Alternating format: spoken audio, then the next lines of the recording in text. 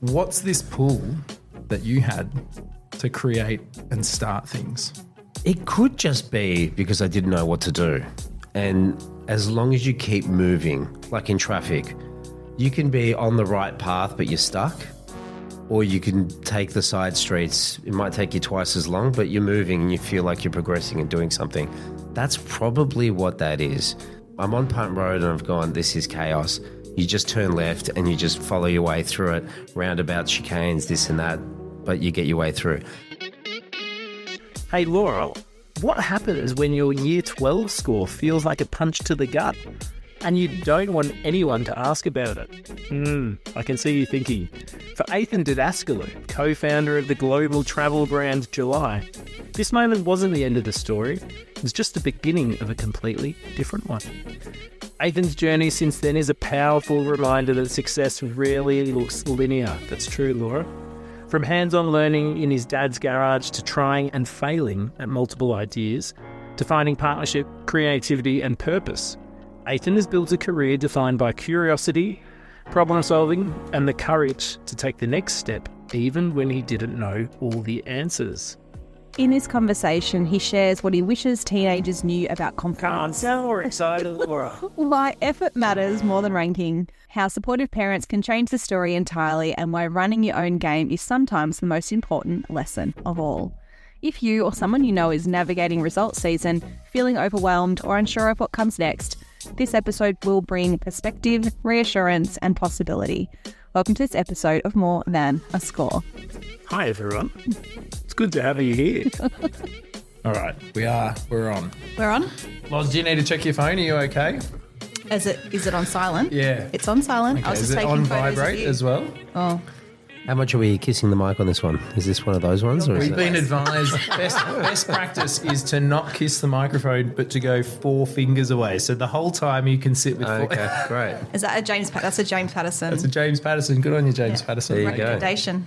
What does he do? What is it? He now runs like a creative company called Miniature, and they do helping people launch and do their podcast shows. Oh, so that's it's sort of like podcast production and also marketing for it. Is he helping you guys? No. He's been. No, You're like, no, he's shit. No, I did his short course, I suppose, that he was trying to kind of get feedback on. So I did that. It was great. It was really helpful. And because of what he helped you do, so you wrote a pitch to Lael Stone. Yes. And then we got you know her Lael books. Stone? Lael Stone's very influential in the parenting space and also Yeah. sort of like Yeah, she parenting came on the pod. educational space. Oh, cool. Yeah. Nice. Reached out. So Pato, Yeah. he was helpful. Don't ask, don't get. Correct. Well, that's it. We Correct. talk about, often like if you don't ask, it's a no. Yeah. So How old are your kids? 7, 5 and 2. Okay. Yeah. Similar. oh my gosh, yeah, I've got 9, 7 and 2. Yeah, that's right. Big gap. We're That's deep in right. the trench though, right? We are still in the trench, mate. All right, Athan Didaskalou, thank you so much for joining us on More Than a Score. There was a surprise. Yeah. I was Great gonna pronunciation. Thank you. Great pronunciation. I did ask him, and I'm like, you know what? You can take that. Most people look at it and go, Athan, welcome. Athan D, welcome. How do people butcher it? Should I ask that? How do people butcher it? Who knows What's how? been the It's worst? very phonetic, so I don't get it. You know, I don't It understand is how. actually quite phonetic. You say what's there. Athan, I'm very lucky. I get to do an intro for each guest with this. So I'm not sure. It's okay if you haven't listened to any episodes, but I'm going to try out one that I was bringing together some thoughts around you, okay? Oh, he's trying to look at the sheet, Laura. Yeah, don't look, Athan. He's got good eye. So, bilingual, creative, family businessman, charismatic storyteller, interested in conversations, generous, warm, whip smart entrepreneur, lover of strategy, brands, and doing things a little differently, dad of 3, and an expert cutter of roasted chickens, starting companies, and the founder of July.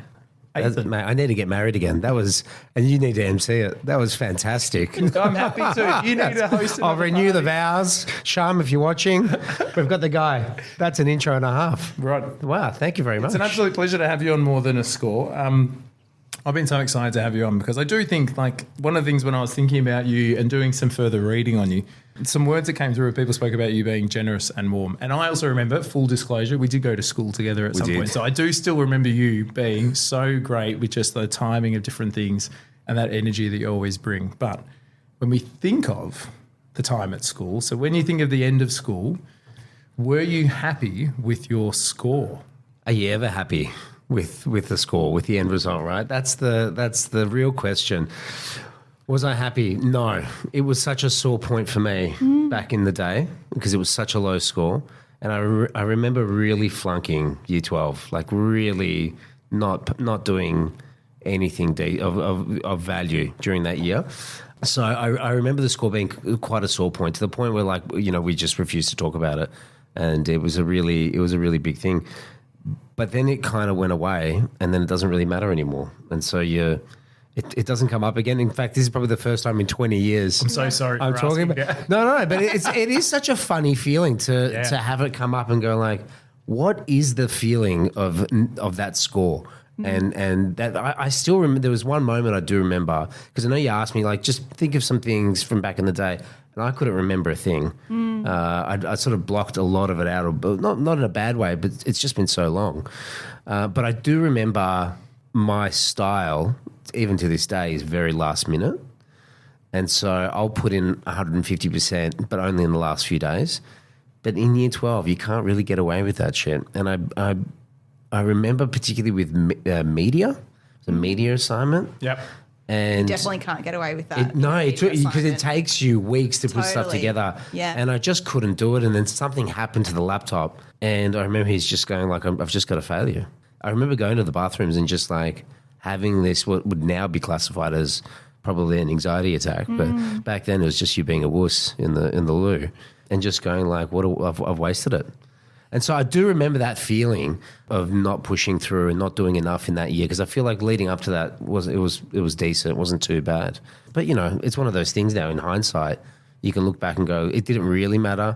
It would have been great to have done a little bit more effort. And I think the effort in to have then gotten a result and just chosen not to use that result is a very different thing. Yeah. To then being just disregarding it, not realizing the opportunity that you had and sort of seeing it as wasted time. You said the word flunking, and you literally had this moment of media where a teacher said, I have to fail you. Why do you use those words when you talk about year 12 instead of just like, I didn't put the effort in? You're talking about failure here. Well, I wouldn't say the year 12 was a failure, but there were certain elements where they were just wasted opportunities. Yeah. And the failure was in myself to not realise them as opportunities. You know, you're cracking 40 now and you see the world a lot differently, and you go like, "Wow, that was a cool thing to do. To go to school, to be able to study the things that we studied, meet great people, work with great people around you. Like it's something that is unique, and you don't always get the opportunity to do it, and you only know that in hindsight. When you are 17."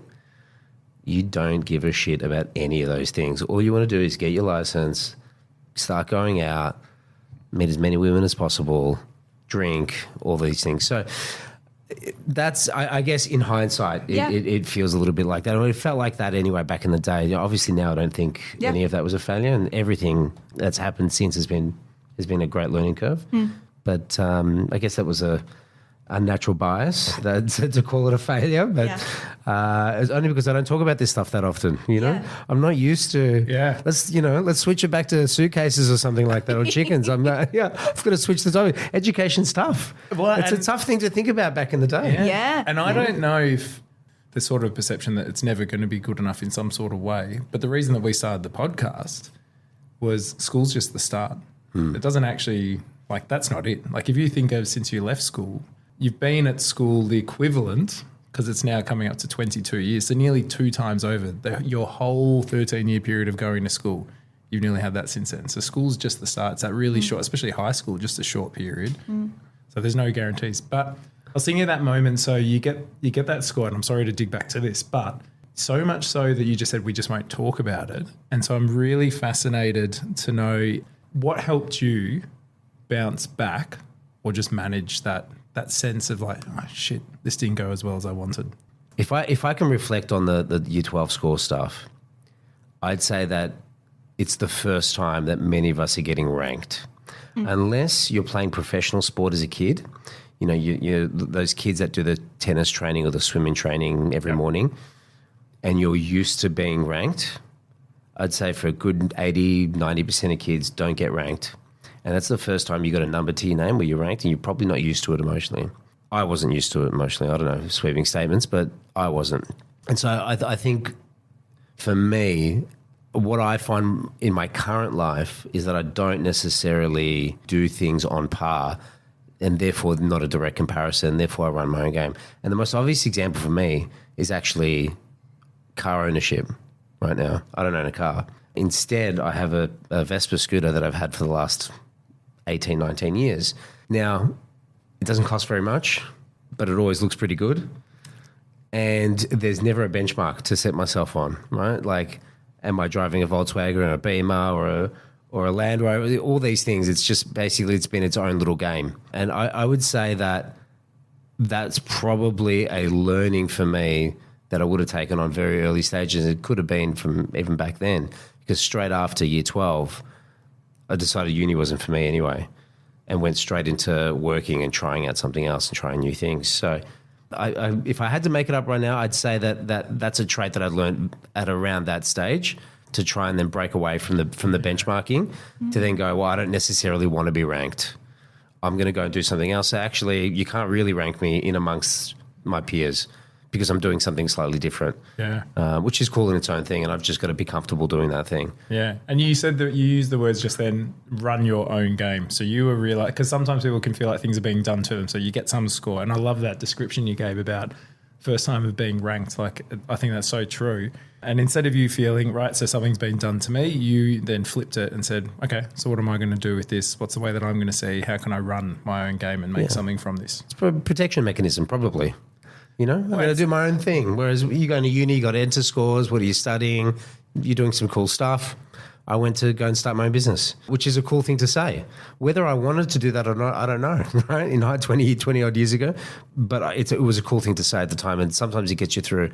I find that the barbecue conversations are probably the hardest ones to have when it comes to enter scores or next steps or what do you do. I know I found a lot of struggle in that. Because, you know, people want to know how you did. People want to know what you're doing next. And if you're not doing that, what are you going to do? And you've always got to have answers for those things. And if they're not good answers, you kind of feel the not pressure. Typical answers. Not typical answers. Yeah. Well, you think you don't know what to think, right? Or you know that the question's coming. You know that we're going to a lunch, and you're thinking about it for 2-3 hours prior. You know, like, fuck that, you know, I know it's going to come up. How do I avoid talking about work? How do we avoid talking about this? You feel like you always got to have a standard answer to things. If you can get creative with it, if you can pick something that's not very benchmarkable, I feel like you get out of those situations a bit better. You know, and I would say for most of my post-high school life has been around getting out of that benchmark, if I had to make it up right now. Yeah. It's interesting, though, those, as you say, those barbecue conversations.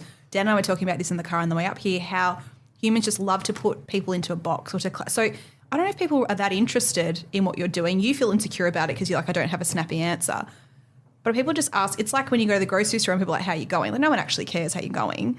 You say, yes, fine, just to move the conversation along. But because you don't have that snappy answer, it creates this sort of, I don't want to say insecurity, but this moment of like, what do I say? But the irony is, like, if it's not career, it's relationships, right? Like, your career's going really well, but you're single, or you're this, you know, people hone in on those things, and we all have those moments of like, I don't have that quick, easy answer. I can't be put comfortably in this box, and therefore I'm a bit of an outlier. So it's interesting. I think a lot of people would relate to that feeling. Definitely. And once you break free from it, you realize how pretend it really is. 100%. And people just ask the same stuff over and over again. And, you know, what do you do? And how's the weather? It's the same kind of thing. They're just finding things to relate. Yeah. They are feeling the same thing, wanting to relate back to you. So when they ask you these things, it's actually them trying to be personable. But you're freaking out. Yeah. You know, so I've gone through the motions of like what I do, what I don't do, you know, but and now that I've had some success with the latest business, I actually dial it down. And I make sure, like, I try and go like, oh, I just, you know, sell suitcases on the internet. And they're like, oh, cool. They don't know how to respond to that. And it's like the reverso of all the, you know, all the pressure and tension leading, you know, for the last 20 years leading up to that. Yeah. Whereas now I'm like, I don't really want to talk about it. It's really so interesting. Yeah, because, well, it sounds like and this is me hazarding a guess. Yeah. you seem pretty content then, because some people would almost be saying needing to prove that they've done well enough so then they'd want a big note, whereas you're like, no, I'm really happy with what I'm doing. I've been running my own game, so I'm achieving what I actually want to achieve. So you don't need to go like broadcast it and big note yourself. Definitely not. No. And if anything, I actually, and my wife and my friends around me will know this, I hate talking about work. I hate talking about it. I hate people who ask, what do you do? That whole Great, notion you're on of this it. podcast then. Oh. Yeah, well, I mean, no, but it's the podcast is a bit different, you know. It's because it's just such a default answer, and I've had so much of it in the past, where it's like, you know, let's find something else. You know, we're more than our careers. You know, this is relevant to the podcast. We're more than a score, aren't we, We're more Laura? than a score. Love it. Love that jumper. More than our careers, more than a score, more than the job that we do at that current point in time. Yeah. And it actually forces you to just be a cooler person outside of work. Because if you're only doing the job and you're only doing that thing and you're only worried about one thing, you don't have any depth. You don't have anything else to talk about. And go and do something else. Go and read something. Go and learn a language. Go and start something on the side and we'll volunteer or do something. It just makes you a more interesting person when you take that component out of your life. I do think, though, like most of the people that we've interviewed are around our age, you know, moving into their 40s. And it's interesting how their definition of success has shifted, you know, to being one thing in a career to being really a much more whole-rounded, you know, individual, wanting to sort of find success in various places instead of just in a career. Because we have kids and you realise it's not all about clocking hours. That's probably part of it. Totally. But we want more out of life. You know, vacations make more sense now. Side hobbies make sense. Yeah. Yeah, depth. Yeah. Yeah. I love that idea. We're not any one thing. I think it's just a matter of time till you realise that there's more to you than just, the work you do or, you know, the score that you got or anything like that. The idea, like I guess for the person listening is it's so lovely to hear you had this positive experience before, let's say, year 12 of you enjoyed school, you were there around all the different people, you get to learn this really cool stuff. I know you also said now you look back and you realise that's a pretty special time. Then you have this really tricky point where you finish school and you go, oh man, I feel like I've flunked, or like this is a really hard point, so I'm going to have to make a shift. So looking back at the change that happened, so early 2000s, you graduate from high school, you then move in to run a chicken shop. So you start to do charcoal chicken, take over a business there, run that out in Baronia. You then move through to start to do an advertising and marketing degree. And I know every time I say one of these steps, there's so many stories in this. Then you move on to start, and if I got this right, a marketing consultancy company, founded Thieves Coffee.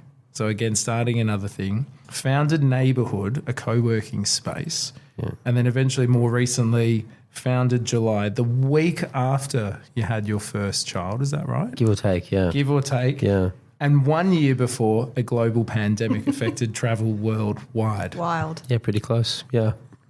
So there's this really amazing journey. And the key point I think is as well is when you finished up school, you said, no, I'm not going to go to uni right now. I'm going to wait and try and learn and start my own business and do that. And throughout that time, when I look back at that, the real thread is you creating and starting and slowly growing and growing and growing things where you've hit this point now where, as you said before, like it's going much more successfully than you ever envisioned. What's this pull that you had to create and start things? It could just be because I didn't know what to do. And as long as you keep moving, like in traffic, you can be on the right path, but you're stuck. Or you can take the side streets. It might take you twice as long, but you're moving and you feel like you're progressing and doing something. That's probably what that is, where I'm on Punt Road and I've gone, this is chaos. You just turn left and you just follow your way through it, roundabouts, chicanes, this and that, but you get your way through. Always keen to try new things. And in amongst all those things were other things as well. So obviously, like we sold the business, that chicken shop business. I was 18 straight out of high school, did a year of it. That's 80, 90 contact hours, right? A week. Crazy. I was begging for university. I was coming out of that, seeing all my friends having a great time, 20, 25 contact hours a week. I was like, send me there. I'm all in on this. Went to uni and studied my ass off. So had I had continued from high school with that poor level of effort that I was doing in those last couple of years and continued to uni, probably would have carried through. Having then jumped into the real world of work cleaning Bain Marie's and things like that and grills for 80 hours a week, not getting paid, to then go back into 20 contact hours. This was easy. Studying was a breeze. Having done, and I would say I did relatively well at university too. So it was funny to then come out of that. And the one thing that you missed is that I got a job at one of the largest advertising agencies called Ogilvy.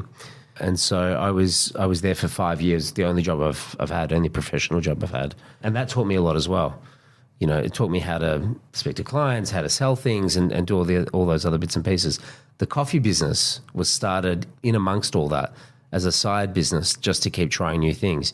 And I guess maybe we go back to the benchmarking component or not being able to benchmark. Maybe I wasn't as good at that job as I should have been. So I'll try a couple of other things on the side to see if I can break free from that. And that business ended up taking off, which was fun. So then at a certain point, you are not good at your job because you're spending your time doing the other things. And so you have a trade-off. And I remember having a moment where I'd actually let a good friend down, a teammate down. I was like, maybe it's time. Maybe it's time to shift. And I did, left that business in order to jump into my own. And from there on in, it's very hard to go back because you are running your own race and you're trying new things. With every new business, with everything that you do, you're learning something new. And it's important to jump to new things so that you can learn something so that you can keep growing. At the end of the day, you want to be able to support a family. You want to be able to have some money, have some success. Once you do a business, you don't know how good or bad it is until you do it. And so, every one of those is a lesson for me. How do you decide? Because you've gone coffee, co-working space, suitcases. Like if I'm trying to connect the dots in terms of why these particular businesses. Arrogance. Is it? Well, it's creative problem solving. You sort of see that opportunity and go like, I think I can do that. Yeah. I think I can make something of this. So you're in Melbourne and you think coffee. Like no one's doing that? I think it was a slightly different business. It's slightly different. What is that? Tell me. So the idea was that there were all these new roasters popping up. Nobody had really done anything interesting with these guys in the sense that there was no discovery platform. So, and because e-commerce subscriptions, they were all relatively new concepts 15 odd years ago. Yeah. So when are you starting this? What year? I can't remember, to be honest. 15 years ago-ish. After uni, 2 years into my full-time Like job. 2010-ish. TBC. I couldn't. I actually couldn't tell you the year. For all the listeners out there, can you please check? Yeah. Fact check for Maybe- us. Let us know when Athan started. Yes. Maybe 2013. I don't know. I don't know. Anyway, Yeah. But subscription models were pretty new, and it was all new stuff, and we were learning that stuff at the agency that I was working at. I was like, Yeah. I can do this on the side. This is all learnings I can take from here. And it was basically discover a new coffee roaster once a month. And so that was the best job in the world. I would go to coffee roasters, have coffee with them. They'd let me try new things. We're like, cool, that's the one that we're going to feature. Write their story and then ship it off. It's a really interesting, fun side hustle. Cash flow was good. Money came up front through the subscription. So I never had to really worry about it that much. And it was a fun business that ended up just continued to grow. We ended up being Australia's largest online coffee retailer, doing just under 3 ton a month in beans. Wow. Crazy. So, there's been some fun learnings, but like I'm horrible at the books, horrible at the finance side of things, which is why to this day, those last couple of businesses, I've worked with really smart, numbers-driven guys coming to the realization that I can't do everything, that finding the right people to help you grow into new things is what matters more than anything. You can't do it all on your own. Yeah. Unless you're a genius. We talk about this about school, how wild it is that we expect people to be able to do everything. Like you need to have a wide breadth of subjects. It's likely that if you're not a numbers person, you're not going to do that in your job. You're going to outsource that, which is what you're saying now. So like, would it be better to hone your skills and capabilities even at high school and get really good at those things? Because you're not ever going to be the maths whiz. Yeah, I mean, you still need to know some numbers, right? You still need to be able to do some things. So don't like not do the math classes. numeracy is important, everyone. And for the numbers people out there, like don't not do English, right? Like do all the things. Yeah. Do all the things. But as you grow later in life, you come to realize what you want to be doing. You might be able to do it, but not be as good as somebody else. There's just so many things in life where you don't have to want to rely on just yourself. You need a partner in life, in business, in in fun. You want to be able to share moments and experiences. I think it's just a more well-rounded approach to take on for things for the rest of your life. And Athan, so every episode at some point there's sort of like a thread or a big theme that comes through, and the thing that's sort of jumping out to me is this idea of you choosing to run your own game. A lot of people when they're starting up think they have to be everything, but it sounds like you have been pretty clear that you need other people around you and you play to their strength instead of you being arrogant enough to think, I can just do it all, I'll do this. And this has been the payoff as well. And you've also been really aware of spotting opportunities that maybe other people miss. As you think back with all of the different stories, and I know like if we brought you in for numerous episodes with every single one of those different things that you've done, that could be an episode unto itself. But when you think of your journey, what have been the most helpful skills or approaches for you to just keep learning, making progress? What have been the most helpful skills and ways of thinking? Hands-on experience for me has always been the number one thing. I mean, we did it at RMIT when I studied there as part of the course. We did it, like I look for it for anybody I'm hiring now. They need to have hands-on stuff, and everything that I've done has always been hands-on. I think you only learn by doing it. You'll never realize everything, but the more that you can keep moving and keep trying new things, you pick up one or two pieces and then you carry on to the next thing. For me, hands-on experience is by far the most fundamental skill, or at least the mentality of wanting to be hands-on. Yeah. I think there's a lot of people just like, I can just sit on a computer, send off a few things and hope for the best. And, you spend enough time on YouTube, you see these Lambo guys trying to sell you the dream, just going like, yeah, you can live in Bali and, drop ship from China and call it a day. Maybe they've figured out a way to do it. I like to think the other way, just like don't be afraid to get your hands dirty. It keeps you closer to the ground, it keeps you closer to the work. It's an interesting way to do it. And I'd say it doesn't matter what your career is, from doctor, lawyers, suitcases, salesman. Right? The works. Yeah. Don't be afraid to get your hands dirty. If you're a listener, so either you're going into like post school or you're a parent of a young person, when you say hands-on experience, because you sort of smiled as you said at RMIT we had hands-on experience. Is there a specific moment that you think of where you can describe what hands-on experience actually means? Yeah, we did work experience with agencies in amongst the course. So we had maybe 30 industry professionals take us in. We probably did a year's worth of work experience within a 3-odd year course. Invaluable.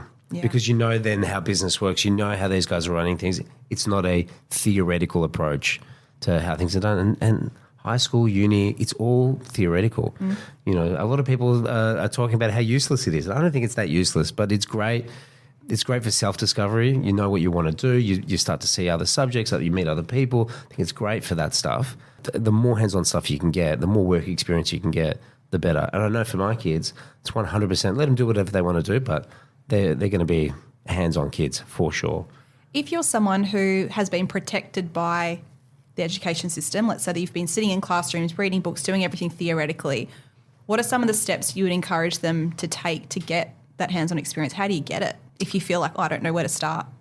Carving out the time and then just asking the question, where can I go if I needed to be more well-rounded? I think a lot of people use like Harvard entry checklists. Oh, yeah. To as a guidance.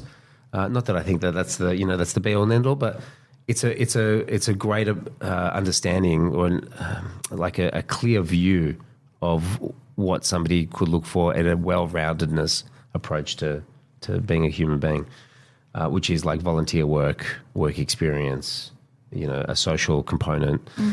There's all these things. So look, just carve out the time and send an email. You were talking about sending an email just before. Yes. And getting a very famous person on the podcast. Yes. It doesn't take much. And, I can't remember the quote you said, but the other one's Wayne Gretzky, you miss 100% of the shots you don't take.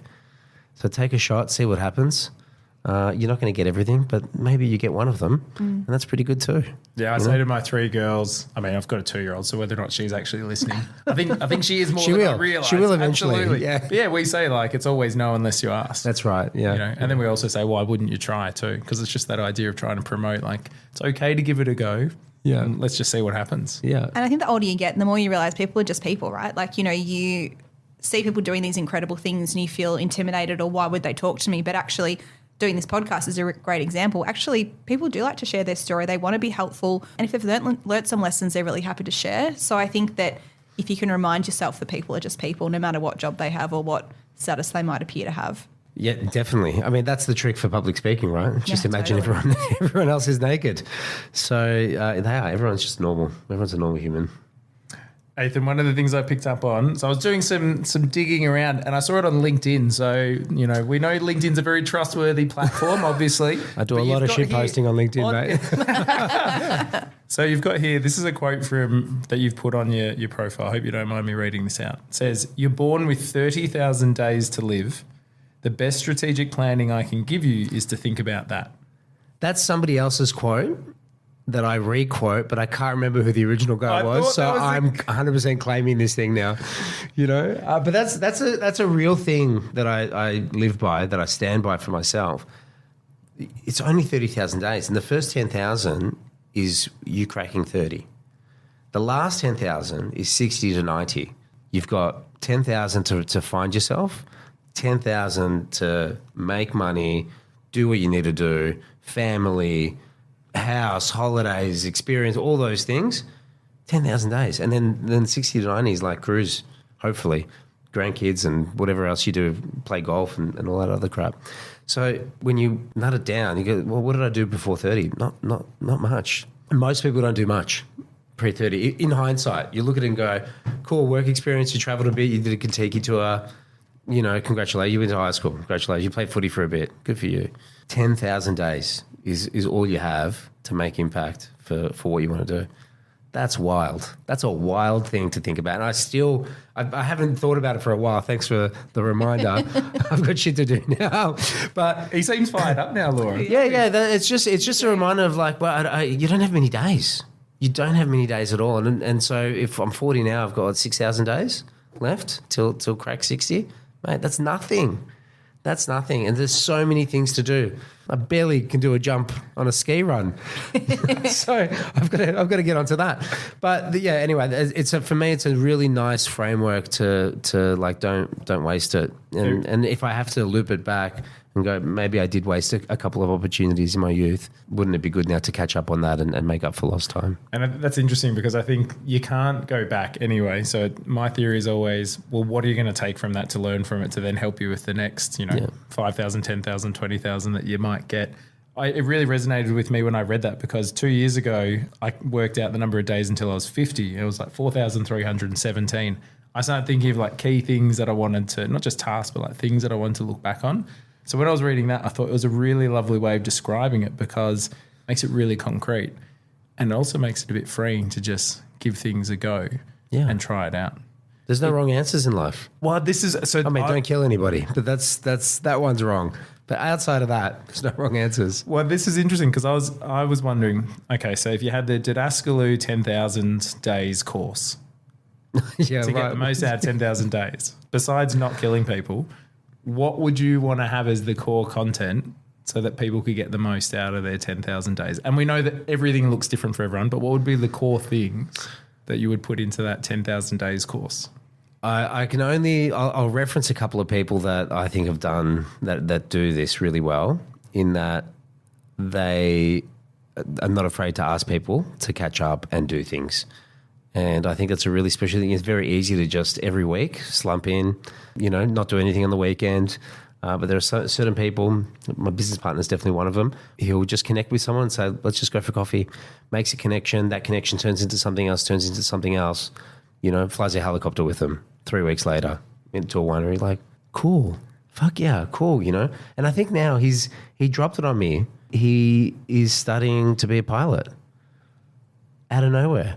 I'm like, why? He's like, I just thought, I had time. Why not? He's carving out the time. So he's carving out the time. He drives to Lily down and just gets it done, So I admire that. I admire the people who just go get it done and put the time aside to do those things.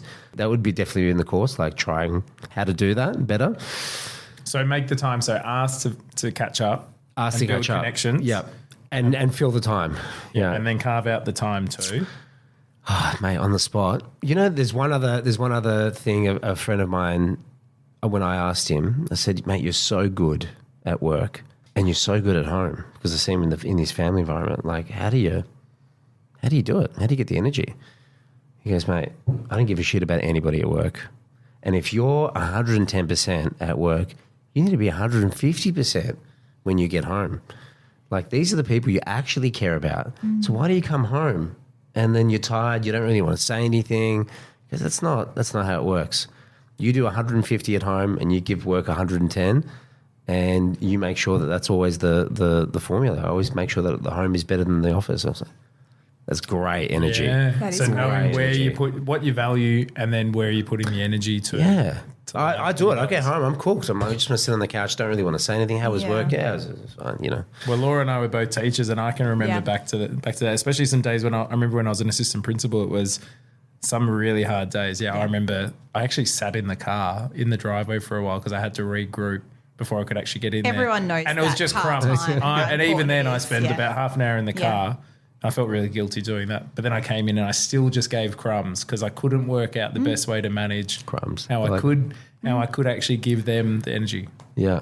It's a nice thing. And I think once you start doing that, you get rewarded back with things like time, with things like love, and you can go, well, why don't we try this? Maybe emotional protection to then say, maybe I do want to be a pilot. Well, maybe I do want to try something else. And then instead of it being met with pushback, it's met with opportunity. Like, go for it. Yeah. Go for it. Take that morning off. I think it's really nice to be, I don't want to say it's brave, but to be willing to continually reinvent yourself based on how you're feeling. I think that, you know, there's so many people that think, I did this, and now I'm this thing, and they put themselves in that box. And actually, you're the one doing that. Everyone around you doesn't really mind that much. In fact, people go, oh, that's awesome. Like, you're actually going to break out the box and do something else. But I think that we need to allow ourselves the opportunity to be maybe what not everyone else expects. Like what you said, like the pilot thing, you're like, oh, that's awesome. But a lot of people will go, but I'm not a pilot, so I'm not going to try. It's like, why not? Why not? I can almost, give the compliment to my mum on this. Yeah. Both my parents are entrepreneurs and they've done their own thing. But my dad's always done it in areas where he knows the topic and he knows the areas and the category. We're always willing to try, but kind of already knows what's going on, or at least he thinks he knows. Mum has always been, I don't know, like very self-aware to be like, I know nothing about this. I'm starting from zero and I'm happy to start from zero and let's just see where this takes me. And she's done maybe 4 different things: shoemaker, dressmaker, she's now a cake maker, she's insurance. They've done everything. So, and for her, she's like, I'm just going to go to Box Hill TAFE, learn how to make dresses and start from zero. Or I want to do quilting. It's going to take me 2 years. I'm starting from zero. And so she's been very good at showing us that knowing nothing's okay. That's so cool. You know, and it's a cool thing. To your comments, like, just be okay with it. Yeah. Some people don't want to feel like they don't want to feel like they don't know anything. But I think it comes back to that point about the barbecue conversation. Yeah. Right? It does. It comes, I want to be able to say that I want to be categorized or categorizable maybe. But I love the fact that how brave it is to be like, I actually don't know, but I'm going to give this a go at like 40, 50, 60. So this a few times about, you know, success before 30. I'm like, yeah, I get it. But I think everyone's kind of carving their way. I actually think changing direction and doing something different later in life is actually a lot braver. Yeah. Yeah. You know, I love that. Well, I mean, all the best people I know found themselves over 30, post 30. No one does anything pre-30, you know. If you're lucky, maybe, great, right? And I think that gets amplified on social media. That's what I mean. It's this, we really validate that. But these 24-year-olds with Ferraris and they're doing all these things, and it's always the Lambos and the Ferraris, you know, and if you spend enough time on YouTube. But but I think it gets blown up, particularly with like that American success culture. Sure. But for the most part, I'm fascinated by this 10,000 days course. Because I'd sign up. Yeah, really, you really are. No, I'm just trying to think because I'm thinking. Imagine if you're the listener, right? Like sitting there listening to someone. Because I think what you're offering to is a really unique way to see things, but a really freeing way. And especially just now, that's so interesting. It sounds like your mum's also modelled a lot of this. Because I can hear a lot of connections between what your mum has done to the way that you've approached a lot of this success. You've got sort of these 4 modules already. And then it sounds like there's a 5th one, which is the way that you spot opportunities to go, I don't know anything about this, but I'm going to give it a try and learn it, to help the listener Is there a way that you spot opportunities or that you actually notice that something's an opportunity? Like with the coffee roasters, Yeah. you spotted that there was an opportunity there. Or with the suitcases, you spotted that there was an opportunity and a new way to do things. Is there a way that you think about things to notice an opportunity? Because I think that's almost like another module in this 10,000 days course. I think you just got to be open to trying new things. The more you do, the more you'll know. I relate starting businesses to like running a race, running a track race. You're never going to win your first race. You do one, you do two, you get the shoes, you get the top, you understand how it works, you see all the guys, you train a little bit more, you get fitter and fitter. By the 30th race, maybe you win. But by the 30th business idea comes around, or the 30th opportunity, you've already had the training, you've already got the runners, you know exactly what you need to eat that day. You know exactly what you need to do in order for it to be success. I would say July was a bit like that. It's kind of like our 30th run. But there's been so much leading up to it that built what it is. And we could get that off the ground within 6 months. If we had done that 10 years ago, it would have taken us 3 years. Yeah. So it's a really, I think the best way to think about it is just start. Do something. It might not be the best one, but 5 ideas later, it could be a great one. You don't know where it's going to lead you. Take the side street, get off the main road, figure out how to get home. Can I ask, is there a moment? You can ask whatever you want. Yeah, you know what? And I edit the podcast, and I hear myself say that all the time. It's obviously it's a moment for me to think about how I want to phrase the question. There's your mics. You take your time, Laura. Go for it. Can I ask you, Laura? Can I ask, while I'm thinking what to ask you, the moment that the seed for July sprouted, what happened? Where did the inspiration come from, or was there a moment? It was more around my business partner and I wanting to do something together. And you hadn't worked together prior? No, but we had connected over the course of a year. We'd catch up for coffee, talk ideas. You were in a co-working space, is that right? He wasn't there, but we had met just through the thing, but I was doing the co-working stuff and we were just talking about what we should do together. So I was still selling the coffee, but at that time I was selling the coffee into China while also running the co-working spaces. And he was doing online furniture business. It was killing it. We both had different needs and opportunities we wanted to try and jump on. And so we would catch up and, you know, we see each other as the opposites to what we need as well. You know, he needs the creative side. How do we create a brand that means something? How do we do something outside of just making product and selling it? And I needed that scale manufacturing finance side, which is really difficult to nail unless you've done 4 or 5 things in the past and learnt and gotten burnt and figured that out. So it was more around working together. You know, when you find the partner first, it's even easier. Yeah. Because there's at least a common understanding. Yeah. There's at least a good relationship as the basis. So why suitcases then? They're hard to make. Are they? Yeah, and it's owned by mostly Samsonite. The category is owned by Samsonite mostly. So it's Samsonite, American Tourister, Tumi. They're all owned by the one company. Right. And we just thought we could do something cool. It's really simple. You're smiling talking about it. Well, like the name kind of reinforced it when we came up with the name July. We're like, it's cool. Nobody owns it. It's a great time of year to travel. Yeah. The best time of year to travel. And From Australia. From Australia, yeah, because we all leave to Europe. But the Europeans have the summer holidays in July, and the Americans have their big holiday Globally July 4th. works. Globally. It's like you're a branding person. Except for the equator. Anyone in the equator, it's like, doesn't mean anything. You know your target market, so. Singapore, July doesn't mean squat, but it's fine, you know, we get it. So it was good. That kind of helped reinforce it. We're like, this could be a big thing. And making something where you own the brand, you own the design. We had come from different places where that meant something. Controlling your margin, not getting copycats, being able to double down on branding, like it just creating something that we wanted to be proud of. Also, we're getting older. We wanted to create legacy. Yeah. Right? We've done a few of these now. How can we do something that might be our last one? You know, because they're tiring. They're it's quite taxing to start something from scratch and having to explain and always be on and always be selling.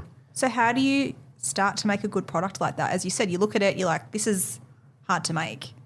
There's a huge monopoly over a product like this.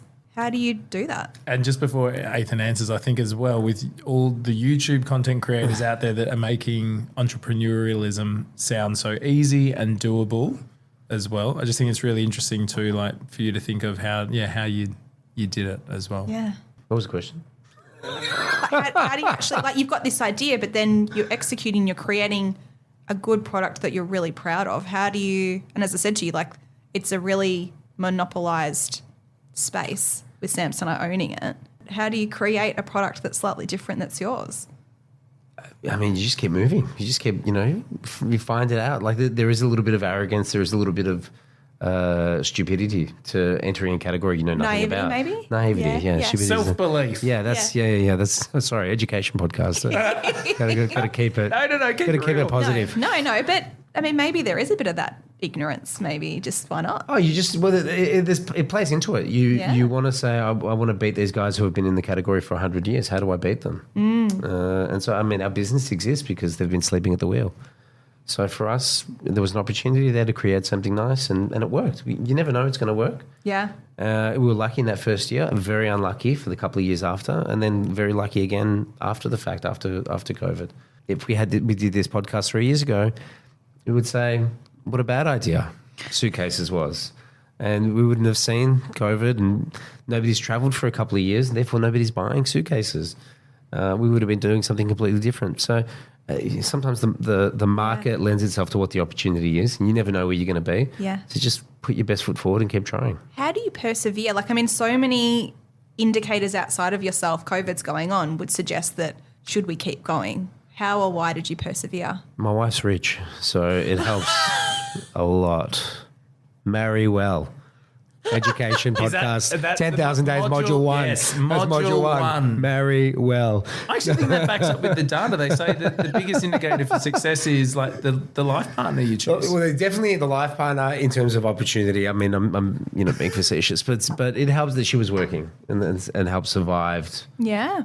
Us and the business in the sense that particularly that first year of COVID was tough. But definitely your life partner, man, it's a big one.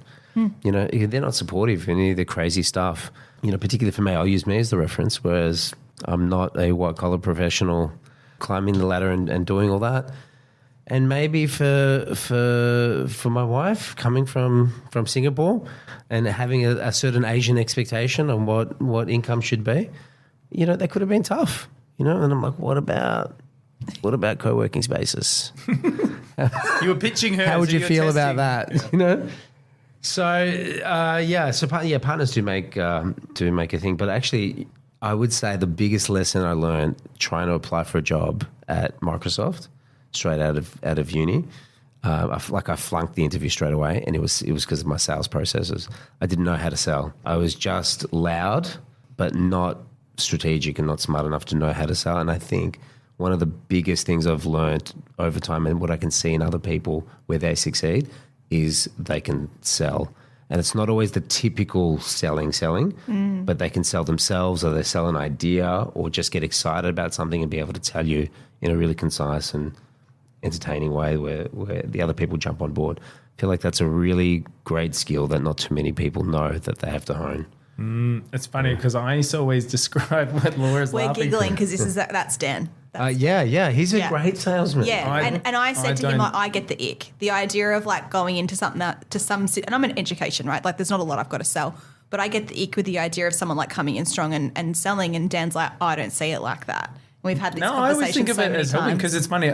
From the moment that I started teaching, I was fascinated with teaching maths, because a lot of the time when I was a student at school, people would say, I'm not good at maths. And then when I went into teaching, all these teachers were saying, I'm terrified of teaching maths. So it was just this confidence thing for students and teachers. Right. And I used to love teaching maths and then teaching people how to teach maths, because every day I used to describe, you're selling maths. You have to sell to the kids that this idea is worth taking on and that it matters. Because otherwise kids sit there and go, oh, math, because they hear it from their parents. Never going to use it. Their parents, yeah, exactly right. Because a lot of people say their parents go like, oh, I wasn't good at maths, or you won't. So there's already this notion. So I used to always think I had to make it engaging and help them see the connections and make them believe that maths mattered. Yeah. But I've realised it's such a unique skill set to be able to now go, well, if you can build up an idea of this is worth your time, here's the connection, this is the benefit it's going to make. I've now stepping out of schools, I've realised that's actually quite a unique skill set to be able to have. It's great. But you just do it naturally, right? Like, But it's not a icky way. No, Do you know what I mean? I'm not Because like. they're- No, Do you know you're a what? salesman, but, That's right. but knowing That's how to right. sell and the salesman approach to different Totally. things. Yeah, That's yeah, a really which interesting thing. It is yeah. interesting. Yeah. So that's really fascinating because to help the person that's listening, then it's because some people would hear sales and they'd say, right, there's this way that I have to do this, this, and this. But you are actually saying it's about selling a story or like sharing a story, being able to speak succinctly, being able to connect with people, being able to talk confidently. Definitely. Yeah. Yeah. And you can get that anywhere. You could volunteer being a nurse for a year or two and it's all sales. You know, you got to deliver results. You got to talk to different people. You got to make sure that they know that they are comfortable, that you know what you're talking about. Yeah. Yeah. It's all sales.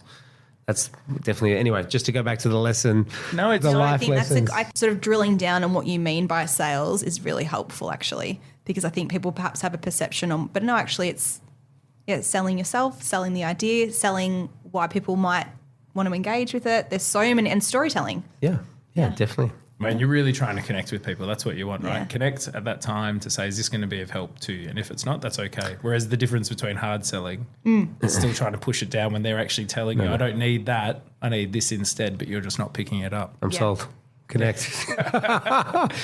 Athan, I'm really mindful of your time as well because I feel like we could just keep talking to you forever. Yeah. There's two probably questions that I wanted to come back to because I was mindful of in your pre-pod form, you spoke about how supportive your parents were. So I'm mindful when we think of our listener, a lot of them are parents, so within sort of our age gap and also within their 20s. What was it that your parents did that was so helpful for you no matter all the successes and failures? What was it your parents did that showed they were really supportive to you? I never got judged for any of the things that I did. And I look back and go, that's tough. I don't know if I would have been that strong to have done that if that was my kid. You know, that's really tough. Like their Greek background, obviously they're a bit more modern than some of the old school Greeks, but at the same time, still influenced by their surroundings. There was a certain expectation to have done something, but I can, for as long as I can remember, it doesn't matter what I've done, there's always been 110 support behind it. Not without question, definitely some constructive criticism and feedback, but I could have just made anything up. And I think of the things that I've made up, even to this day, okay, July is somewhat a success now, but to have gone after all this and just about to have a kid to say, this stuff that I'm doing out, I'm actually going to start manufacturing suitcases.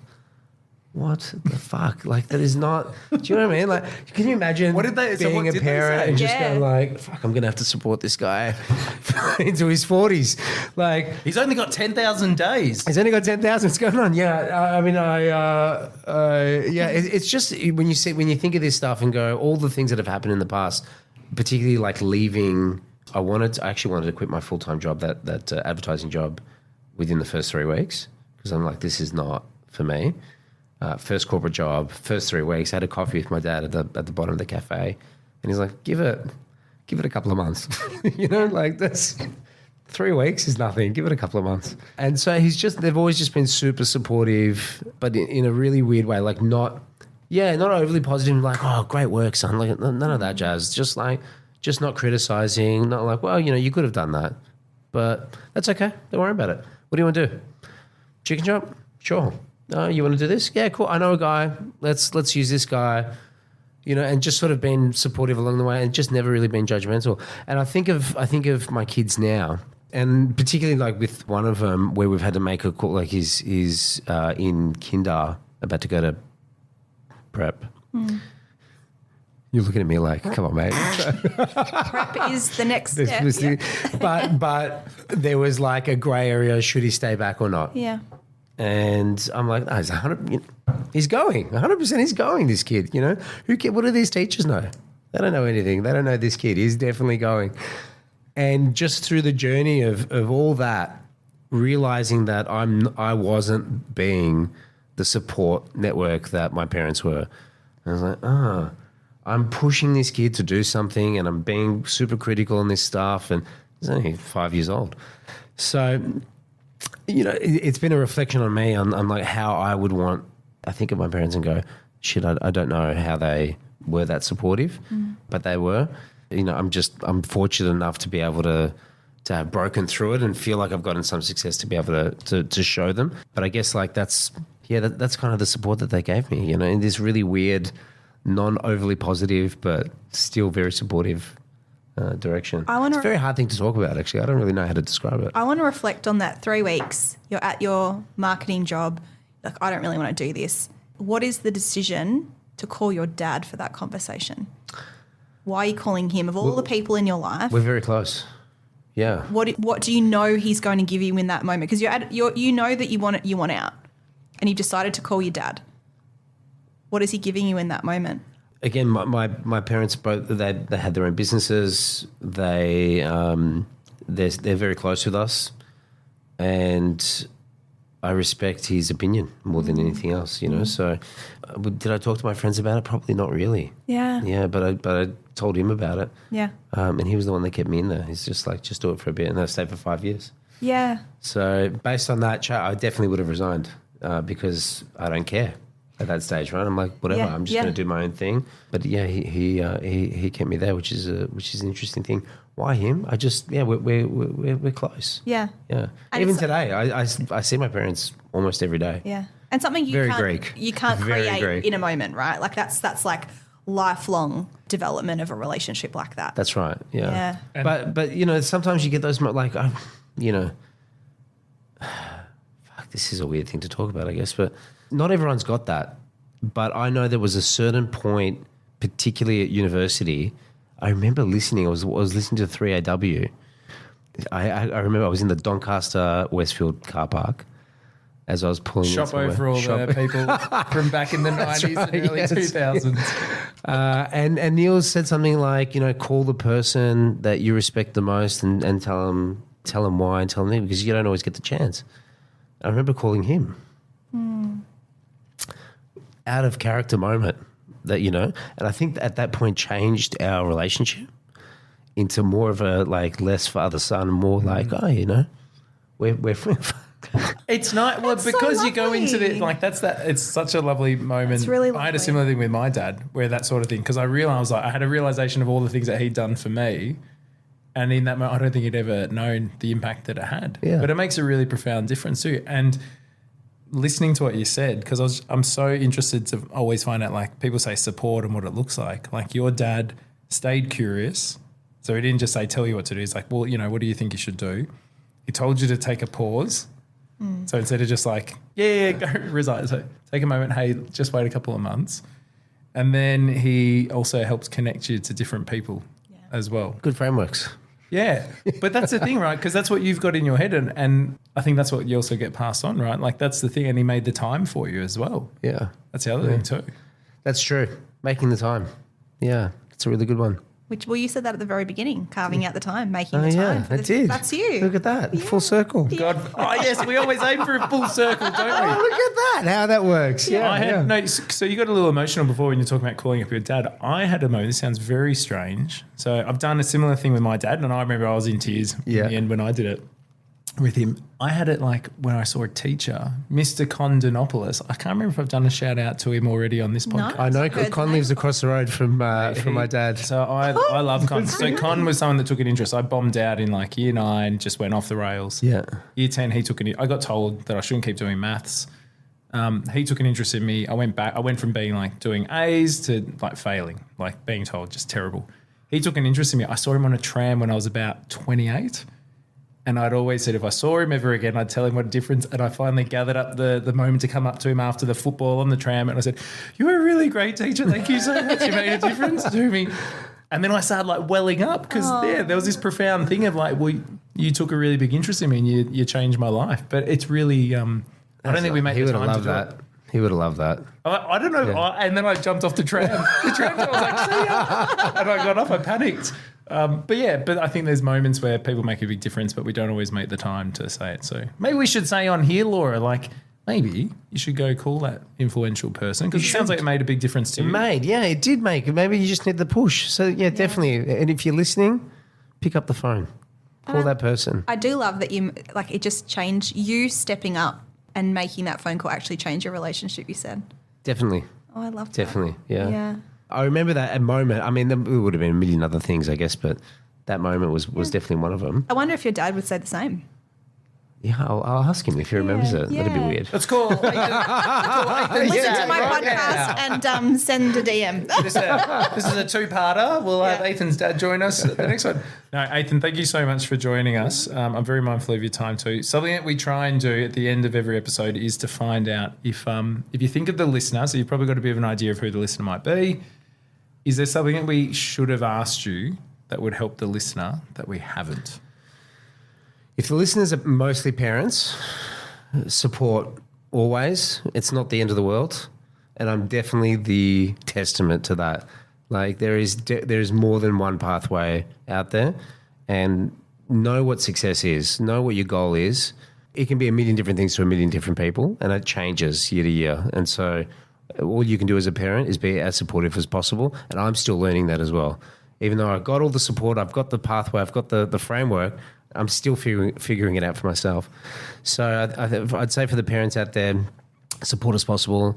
And for the students out there, maybe they don't have that. Just keep trying, keep moving, try new things. Don't be afraid to try anything. Like, don't give a shit about anybody in the world. Just worry about you. Carve the time out. Try new things.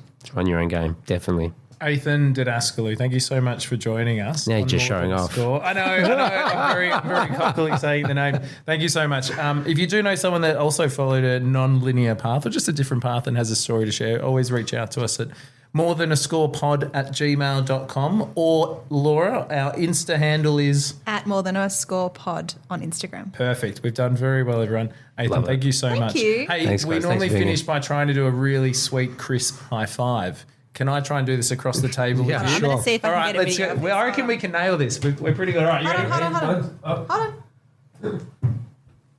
Oh, that was a good one. Yeah, you know it's a good one when someone actually reacts and goes, oh. I actually think I missed it. Oh, no, that's all right. But the audio captured it. It was super crisp. It actually reverberated and hit him in the face. Yeah, Did it? Back from it. we kick back. Hey, thanks so much, mate. We appreciate you. it. Thanks for having me. Great. That's good. Wow, what a journey. Yeah, we just took you on all the Yeah, thanks for being so open about it, though. I feel like John Corse at Vinehop on the weekend. Remember John Corse? DJ. He was down at Vinehop on the weekend on the Mornington I was Peninsula. there, That was and Dan's like, "Did you see John Corse?" I'm like, "I saw this old man DJing. I don't know." It was an old man. He was. And then we all realised we're all old. Well, this is what I mean. I'm like, well, I wasn't. He was target adult audience. when we were kids, so he'd Yeah. be 50. Yeah, he looked about that. Yeah, he had a good time there.